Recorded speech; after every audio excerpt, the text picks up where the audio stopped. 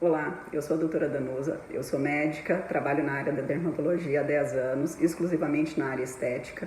Eu sou proprietária hoje da Clínica Leger de Porto Alegre, atendo na Clínica Leger de São Paulo também e gostaria hoje de explicar uma diferença entre dois termos que a gente ouve todos os dias no consultório, que é a harmonização facial e tratamento para rejuvenescimento facial. Quais são as diferenças?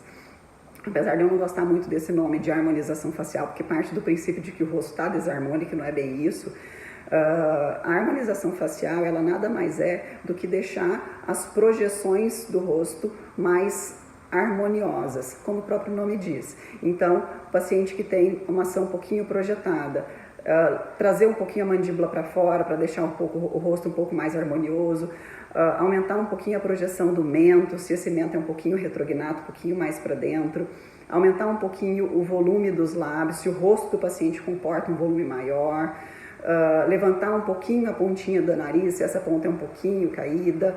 Então, isso são tratamentos que a gente faz para deixar o rosto um pouco mais proporcional e, como a palavra diz, harmonioso. Para isso, existem inúmeras técnicas. Existe a técnica MD Codes, existe a técnica Top Model Look, existem uma infinidade de técnicas que a gente pode usar, que a gente pode lançar mão para trazer o resultado de um rosto mais harmonioso para o paciente.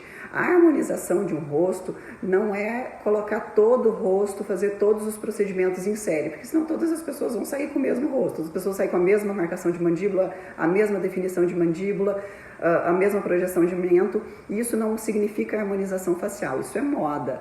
Né? A moda hoje é o lábio um pouco mais volumoso, a mandíbula um pouco mais marcada, tudo bem, mas isso não é a harmonização facial, isso é a vontade do paciente de ter um rosto um pouco, a forma do rosto um pouco diferente daquela que ele tem hoje.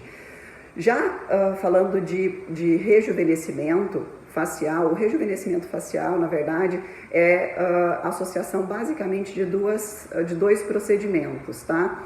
O primeiro para repor volume, porque com o passar do tempo a gente vai perdendo o volume do rosto, tá? Então a gente perde normalmente volume nessa parte posterior do rosto, perde normalmente um pouquinho de volume aqui no bigode chinês, né? Nessa região do sulco nasogeniano, do sulco lábio mentoniano, o queixo cai um pouquinho, o lábio perde o contorno e a gente consegue fazer essas reposições desses volumes que são perdidos com o processo de envelhecimento com os preenchedores.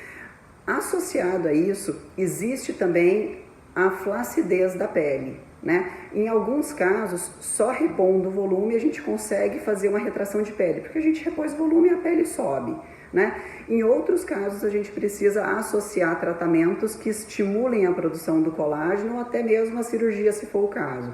Os tratamentos que estimulam colágeno, hoje em dia existem inúmeros, os fios, existem os bioestimuladores, existem as tecnologias que conseguem trazer um resultado de tração de pele e a cirurgia, né? Que a cirurgia com aquele cortezinho que faz aqui, ela também consegue puxar. Depende muito do grau de flacidez daquele paciente, da idade e, é claro, né? Das preferências do paciente de fazer procedimentos não invasivos ou de optar por procedimento cirúrgico, se essa for a indicação, para trazer um resultado um pouco mais rápido. Normalmente, no processo de rejuvenescimento da face, a gente tende primeiro a preencher, a repor as perdas de volume, porque já dá um resultado imediato e envolve mais ou menos 60%, 70% do processo de envelhecimento de uma face, né? Depois de reposto o volume, daí a gente parte para associar o tratamento da flacidez da pele, né? E caso também existam manchinhas que a gente vai ganhando ao longo da vida, também é interessante fazer o clareamento dessas manchinhas, tá? A toxina botulínica, né, ela pode ser usada tanto na harmonização facial, porque a gente consegue levantar um pouquinho a cauda da sobrancelha, abrir um pouquinho os olhos, enfim. Então a toxina trata esse terço superior da face, as rugas dinâmicas da testa, né, da glabela aqui, as rugas perioculares, a gente consegue tratar com toxina e ela é usada tanto na harmonização do rosto quanto no rejuvenescimento do rosto, porque tem pacientes que já têm as rugas bem marcadas e aí a gente precisa tratar e suavizar essas rugas no mínimo para conseguir deixar um resultado mais natural e mais próximo daquilo que o paciente com certeza gostaria de ter.